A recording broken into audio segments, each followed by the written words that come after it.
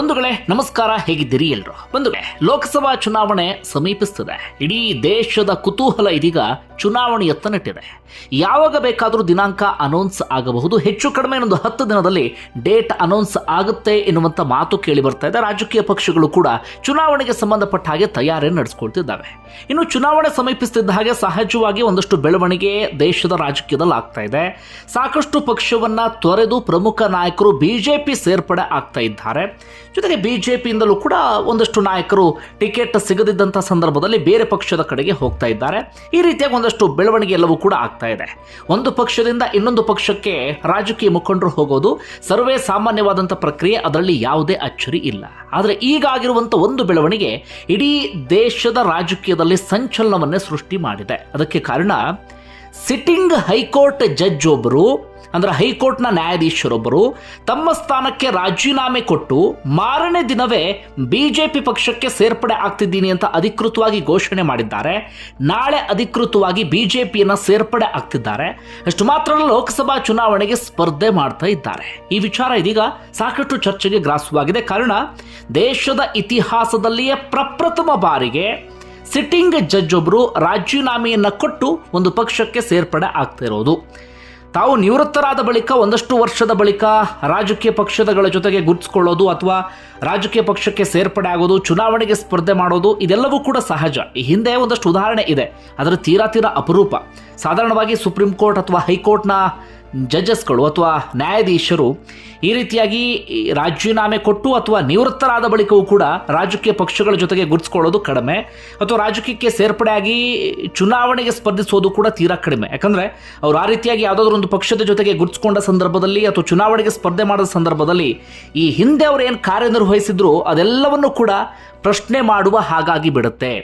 ಈ ಹಿಂದೆ ಯಾವುದೋ ಒಂದು ಪಕ್ಷದ ಪರವಾಗಿ ಅವರು ಒಲವನ್ನು ಇಟ್ಕೊಂಡಿದ್ರು ಅಥವಾ ಯಾವುದಾದ್ರೂ ಒಂದು ಪಕ್ಷದ ಪರವಾಗಿ ತಲೆಯನ್ನು ಇಟ್ಕೊಂಡು ಆ ಪ್ರಕಾರವಾಗಿ ತೀರ್ಪನ್ನು ಕೊಟ್ಟಿದ್ರು ಎನ್ನುವ ರೀತಿಯಲ್ಲಿ ಸಾರ್ವಜನಿಕ ವಲಯದಲ್ಲಿ ಚರ್ಚೆ ಆಗುತ್ತೆ. ಈ ಕಾರಣಕ್ಕಾಗಿ ಹಿಂದೆ ಮುಂದೆ ನೋಡ್ತಾರೆ. ಆದರೆ ಇದೀಗ ಪ್ರಪ್ರಥಮ ಬಾರಿಗೆ ಓರ್ವ ನ್ಯಾಯಾಧೀಶರು ಇಂಥದ್ದೊಂದು ತೀರ್ಮಾನವನ್ನು ತೆಗೆದುಕೊಂಡಿದ್ದಾರೆ. ಯಾರವರು, ಯಾಕೆ ಸೇರ್ಪಡೆಯಾದರು, ಸಾರ್ವಜನಿಕ ವಲಯದಲ್ಲಿ ಏನು ಚರ್ಚೆ ಆಗ್ತಿದೆ, ಒಂದಷ್ಟು ಮಾಹಿತಿಯನ್ನು ನಿಮ್ಮ ಮುಂದೆ ಇಡ್ತಾ ಹೋಗ್ತೀನಿ. ಕಾರಣ ಇಂತಹ ಬೆಳವಣಿಗೆಯನ್ನು ನಾವು ಗಮನಿಸಬೇಕಾಗುತ್ತೆ. ಬಂಧುಗಳೇ, ಈ ಹೈಕೋರ್ಟ್ ನ್ಯಾಯಾಧೀಶರ ಹೆಸರು ಅಭಿಜಿತ್ ಗಂಗೋಪಾಧ್ಯಾಯ ಅಂತ. ಪಶ್ಚಿಮ ಬಂಗಾಳದ ಕಲ್ಕತ್ತಾ ಹೈಕೋರ್ಟ್ನ ನ್ಯಾಯಾಧೀಶರಾಗಿ ಮೊನ್ನೆವರೆಗೂ ಕೂಡ ಕಾರ್ಯನಿರ್ವಹಿಸ್ತಾ ಇದ್ದಂಥವರು. ಈ ಹಿಂದೆ ಸಾಕಷ್ಟು ವಿಚಾರಗಳಿಗೆ ಸಂಬಂಧಪಟ್ಟ ಹಾಗೆ ಸುದ್ದಿಯಲ್ಲಿ ಇದ್ದಂಥವರು, ವಿವಾದವನ್ನು ಕೂಡ ಮೈ ಮೇಲೆ ಎಳ್ಕೊಂಡಂಥವರು. ಹೆಚ್ಚು ಕಡಿಮೆ 2-3 ವರ್ಷಗಳಿಂದ ಪ್ರತಿದಿನ ಇವರಿಗೆ ಸಂಬಂಧಪಟ್ಟ ಹಾಗೆ ಮಾಧ್ಯಮಗಳಲ್ಲಿ ಚರ್ಚೆ ಆಗ್ತಿತ್ತು, ಒಂದಷ್ಟು ಸುದ್ದಿ ಆಗ್ತಿತ್ತು. ಹೀಗಿರುವಂಥ ಸಂದರ್ಭದಲ್ಲೇ ತಮ್ಮ ಸ್ಥಾನಕ್ಕೆ ರಾಜೀನಾಮೆಯನ್ನು ಕೊಟ್ಟಿದ್ದಾರೆ. ಇವರಿಗೆ ಸಂಬಂಧಪಟ್ಟಾಗ ಏನೆಲ್ಲ ಬೆಳವಣಿಗೆ ಆಗ್ತಾ ಇದೆ, ಈ ಹಿಂದೆ ಏನಾಗಿತ್ತು ಅದನ್ನು ಗಮನಿಸ್ತಾ ಹೋಗೋಣ. ಈ ಹಿಂದಿನಿಂದಲೂ ಕೂಡ ಪಶ್ಚಿಮ ಬಂಗಾಳದ ಆಡಳಿತ ಪಕ್ಷ ತೃಣಮೂಲ ಕಾಂಗ್ರೆಸ್, ಮಮತಾ ಬ್ಯಾನರ್ಜಿ ನೇತೃತ್ವದ ಸರ್ಕಾರದ ವಿರುದ್ಧ ರೆಬಲ್ ಆಗ್ತಾನೆ ಇದ್ದಂಥವರು ಇವರು. ಸಾರ್ವಜನಿಕವಾಗಿ ಅಥವಾ ಬಹಿರಂಗವಾಗಿಯೇ ಆಡಳಿತ ಪಕ್ಷದ ವಿರುದ್ಧ ತಮ್ಮ ಅಸಮಾಧಾನವನ್ನು ಹೊರಹಾಕದಂಥವರು.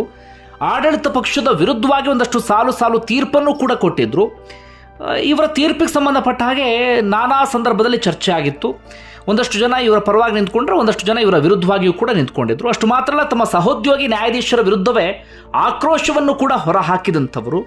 ಜೊತೆಗೆ ಜಡ್ಜ್ ಆಗಿದ್ದಂಥ ಸಂದರ್ಭದಲ್ಲಿಯೇ ಟಿವಿ ಸಂದರ್ಶನವನ್ನು ಕೊಟ್ಟು ಸುಪ್ರೀಂ ಕೋರ್ಟ್ನ ಕೆಂಗಣ್ಣಿಗೂ ಕೂಡ ಗುರಿ ಆದಂಥವರು. ಅತಿ ಹೆಚ್ಚು ಅಭಿಜಿತ್ ಗಂಗೋಪಾಧ್ಯಾಯ ಅವರು ಚರ್ಚೆ ಆಗಿದ್ದು ಯಾವಾಗಪ್ಪ ಅಂದರೆ, ಈ TMC ಸರ್ಕಾರದ ಶಿಕ್ಷಕರ ನೇಮಕಾತಿ ಹಗರಣಕ್ಕೆ ಸಂಬಂಧಪಟ್ಟ ಹಾಗೆ ಮಹತ್ವದ ತೀರ್ಪನ್ನು ಪ್ರಕಟಿಸಿದ್ರು. ತನಿಖೆಗೆ ಸೂಚನೆಯನ್ನು ಕೊಟ್ಟಿದ್ರು. CBI ತನಿಖೆ ಹಾಗೆ ED ತನಿಖೆಗೆ ಸಂಬಂಧಪಟ್ಟ ಹಾಗೆಯೂ ಕೂಡ ಸೂಚನೆಯನ್ನು ಕೊಟ್ಟಿದ್ರು.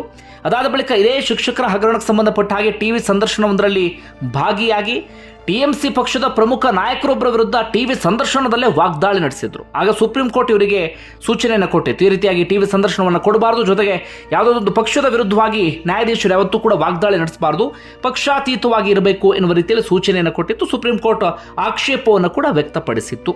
ಅದಾದ ಬಳಿಕವೂ ಕೂಡ TMC ಸರ್ಕಾರದ ವಿರುದ್ಧ ಪರೋಕ್ಷವಾಗಿ ತಮ್ಮ ಆಕ್ರೋಶವನ್ನು ಹೊರಹಾಕ್ತಾ ಇದ್ರು, ಅಥವಾ TMC ಸರ್ಕಾರದ ವಿರುದ್ಧ ಒಂದಷ್ಟು ತೀರ್ಪನ್ನು ಕೂಡ ನ್ಯಾಯಾಧೀಶರು ಪ್ರಕಟ ಮಾಡ್ತಾ ಇದ್ರು. ಈ ರೀತಿಯಾಗಿ ಸಾಕಷ್ಟು ಚರ್ಚೆಯಲ್ಲಿ ಇದ್ದಂಥವರು ಅಭಿಜಿತ್ ಗಂಗೋಪಾಧ್ಯಾಯ. ನಾನು ಆಗಲೇ ಹೇಳಿದ ಹಾಗೆ ಓರ್ವ ಸಹೋದ್ಯೋಗಿ ನ್ಯಾಯಾಧೀಶರ ವಿರುದ್ಧ ಆಕ್ರೋಶವನ್ನು ಹೊರಹಾಕಿಬಿಟ್ಟಿದ್ರು. ನನ್ನ ಕೈ ಕಟ್ಟಿ ಹಾಕುವಂಥ ಕೆಲಸ ಮಾಡಲಾಗ್ತಿದೆ ಎನ್ನುವ ರೀತಿಯಲ್ಲೂ ಕೂಡ ಆಕ್ರೋಶವನ್ನು ಹೊರಹಾಕಿದ್ರು. ಈ ರೀತಿಯಾಗಿ ಚರ್ಚೆಯಲ್ಲಿ ಇದ್ದರು.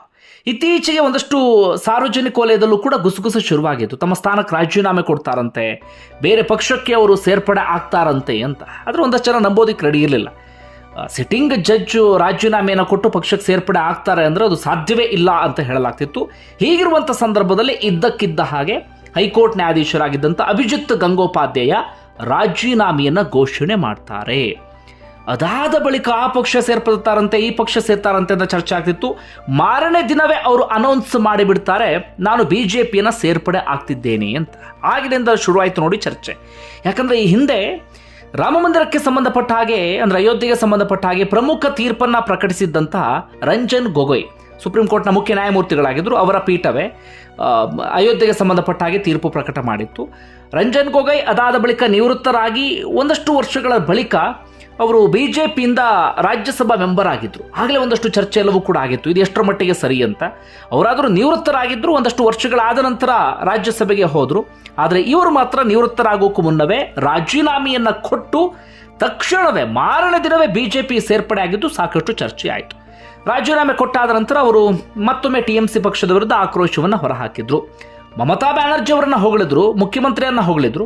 ಆದರೆ TMC ವಿರುದ್ಧ ಆಕ್ರೋಶವನ್ನು ಹೊರಹಾಕಿದ್ರು. TMC ಪಕ್ಷ ಭ್ರಷ್ಟಾಚಾರದಲ್ಲಿ ಮುಳುಗೇಳ್ತಾ ಇದೆ, ಭ್ರಷ್ಟಾಚಾರವನ್ನೇ ಕಾಯಕವಾಗಿಸ್ಕೊಂಡಿದೆ. ಒಂದಷ್ಟು ವರ್ಷಗಳಾದ ಬಳಿಕ TMC ಮುಳುಗೇ ಹೋಗಿಬಿಡುತ್ತೆ. ಕಾಂಗ್ರೆಸ್ ಅಂತೂ ಒಂದು ಕುಟುಂಬದ ಪಕ್ಷ. ಈ ರೀತಿಯಾಗಿ ಆ ಎಲ್ಲ ಪಕ್ಷದ ವಿರುದ್ಧ ವಾಗ್ದಾಳಿ ನಡೆಸಿದ್ರು. BJPಯನ್ನು ಹಾಡಿ ಹೊಗಳಿದ್ರು. ಅದರಲ್ಲೂ ಕೂಡ ನರೇಂದ್ರ ಮೋದಿ ಅವರನ್ನ ಹೊಗಳಿದ್ರು. ಅವರು ನರೇಂದ್ರ ಮೋದಿ ಭ್ರಷ್ಟಾಚಾರದ ವಿರುದ್ಧ ಹೋರಾಡ್ತಾ ಇದ್ದಾರೆ, ದೇಶದ ಉನ್ನತಿಗೋಸ್ಕರ ಶ್ರಮ ಹಾಕ್ತಿದ್ದಾರೆ. ಈ ಕಾರಣಕ್ಕಾಗಿ ನಾನು BJPಗೆ ಸೇರ್ಪಡೆ ಆಗ್ತಿದ್ದೇನೆ ಅಂತ ಅವರು ಘೋಷಣೆ ಮಾಡಿದ್ರು. ನಾಳೆ ಅಧಿಕೃತವಾಗಿ BJPಗೆ ಸೇರ್ಪಡೆ ಆಗ್ತಾ ಇದ್ದಾರೆ. ಜೊತೆಗೆ ತಮ್ಲುಕ್ ಎನ್ನುವಂಥ ಲೋಕಸಭಾ ಕ್ಷೇತ್ರದಿಂದ ಚುನಾವಣೆಗೆ ಸ್ಪರ್ಧಿಸ್ತಾ ಇದ್ದಾರೆ. ಈ ತಮ್ಲುಕ್ ಲೋಕಸಭಾ ಕ್ಷೇತ್ರ TMC ಹಿಡಿತದಲ್ಲಿ ಇರುವಂಥ ಪ್ರಮುಖ ಲೋಕಸಭಾ ಕ್ಷೇತ್ರ. ಈ ಬಾರಿ ಅಲ್ಲಿ ಅಭಿಜಿತ್ ಗಂಗೋಪಾಧ್ಯಾಯ BJP ಅಭ್ಯರ್ಥಿಯಾಗಿ ಸ್ಪರ್ಧೆ ಮಾಡ್ತಿದ್ದಾರೆ. ಈ ಮೂಲಕ TMCಯಿಂದ ಆ ಕ್ಷೇತ್ರವನ್ನು ಕಿತ್ಕೊಳ್ಳುವಂಥ ಪ್ರಯತ್ನವನ್ನು BJP ಮಾಡ್ತಾ ಇದೆ. ಇದು ಅಭಿಜಿತ್ ಗಂಗೋಪಾಧ್ಯಾಯ ಅವರಿಗೆ ಸಂಬಂಧಪಟ್ಟಂಥ ಒಂದಷ್ಟು ಬೆಳವಣಿಗೆ. ಯಾಕೆ ಇವ್ರ ವಿಚಾರ ಈ ಪರಿಯಾಗಿ ಚರ್ಚೆ ಅಥವಾ ಈ ಪರಿಯಾಗಿ ಸಂಚಲನ ಮೂಡಿಸಿದೆ ಅಂದರೆ, ದೇಶದ ಇತಿಹಾಸದಲ್ಲಿ ಇದು ಪ್ರಥಮ. ಓರ್ವ ಸಿಟ್ಟಿಂಗ್ ಜಡ್ಜ್ ರಾಜೀನಾಮೆ ಕೊಟ್ಟು ಒಂದು ಪಕ್ಷಕ್ಕೆ ಸೇರ್ಪಡೆ ಆಗಿತ್ತು. ಅವ್ರು ಯಾವ ಪಕ್ಷಕ್ಕೆ ಬೇಕಾದರೂ ಸೇರ್ಪಡೆ ಆಗಿರಲಿ, ಆದರೆ ಚರ್ಚೆ ಆಗ್ತಿರುವಂಥ ವಿಚಾರ ಅಂದರೆ ಹಿಂದೆ ಅವರು ಕೊಟ್ಟಂಥ ಒಂದಷ್ಟು ತೀರ್ಪಿನ ವಿಶ್ವಾಸಾರ್ಹತೆಗೆ ಸಂಬಂಧಪಟ್ಟ ಹಾಗೆ. ಯಾವತ್ತೂ ಕೂಡ ನ್ಯಾಯಾಧೀಶರಾದಂಥವರು ಪಕ್ಷಾತೀತರಾಗಿರಬೇಕಾಗತ್ತೆ. ಯಾವುದೇ ಪಕ್ಷದ ಪರವಾಗಿ ಧೋರಣೆ ಅಥವಾ ಪಕ್ಷದ ವಿರುದ್ಧವಾಗಿ ಧೋರಣೆ ಇದ್ಯಾವುದನ್ನು ಕೂಡ ಹೊಂದಿರಬಾರ್ದು. ಆಗ ಮಾತ್ರ ನಮಗೆ ನ್ಯಾಯಾಂಗದ ಮೇಲೆ ನಂಬಿಕೆಯನ್ನು ಇರಿಸೋದಕ್ಕೆ ಸಾಧ್ಯ, ನ್ಯಾಯಾಧೀಶರ ಮೇಲೆ ನಂಬಿಕೆಯನ್ನು ಇಡೋದಕ್ಕೆ ಸಾಧ್ಯ. ಹೀಗಿರುವಂಥ ಸಂದರ್ಭದಲ್ಲಿ ಇದ್ದಕ್ಕಿದ್ದ ಹಾಗೆ ರಾಜೀನಾಮೆ ಕೊಟ್ಟು ಒಂದು ಪಕ್ಷಕ್ಕೆ ಸೇರ್ಪಡೆ ಆಗ್ತಾರೆ ಅಂದಾಗ ಸಹಜವಾಗಿ ಅವ್ರ ಬಗ್ಗೆ ಒಂದಷ್ಟು ಪ್ರಶ್ನೆ ಹೇಳುತ್ತೆ. ಈ ಹಿಂದೆ ಅವರಿಗೆ BJP ಕುರಿತಾಗಿ ಒಲವು ಇತ್ತು ಅಥವಾ BJP ಕುರಿತಾಗಿ ಧೋರಣೆಯನ್ನು ಅನುಸರಿಸ್ತಾ ಇದ್ರಾ, ಒಂದು ಪಕ್ಷವನ್ನು ಉದ್ದೇಶಪೂರ್ವಕವಾಗಿ ಟಾರ್ಗೆಟ್ ಮಾಡ್ತಾ ಇದ್ರಾ, ಈ ರೀತಿಯ ಒಂದಷ್ಟು ಪ್ರಶ್ನೆಗಳೆಲ್ಲವೂ ಕೂಡ ಸಹಜವಾಗಿ ಉದ್ಭವ ಆಗುತ್ತೆ. BJP ಸೇರಿದ್ರು ಎನ್ನುವ ಕಾರಣಕ್ಕಾಗಿ ಅಲ್ಲ, ಯಾವ ಪಕ್ಷಕ್ಕೆ ಸೇರ್ಪಡೆ ಆದರೂ ಕೂಡ ಅವರ ಈ ಹಿಂದಿನ ತೀರ್ಪಿಗೆ ಸಂಬಂಧಪಟ್ಟ ಒಂದಷ್ಟು ಚರ್ಚೆ ಆಗುತ್ತೆ. ಈಗಲೂ ಕೂಡ ಅದೇ ಚರ್ಚೆ ಆಗ್ತಿದೆ. ಒಂದು ವೇಳೆ ನಿಮ್ಗೆ ಏನು ಅನ್ಸುತ್ತೆ ಕಮೆಂಟ್ ಬಾಕ್ಸಲ್ಲಿ ಮೆನ್ಷನ್ ಮಾಡಿ. ಧನ್ಯವಾದ ವಿಡಿಯೋ ನೋಡಿದ್ದಕ್ಕಾಗಿ.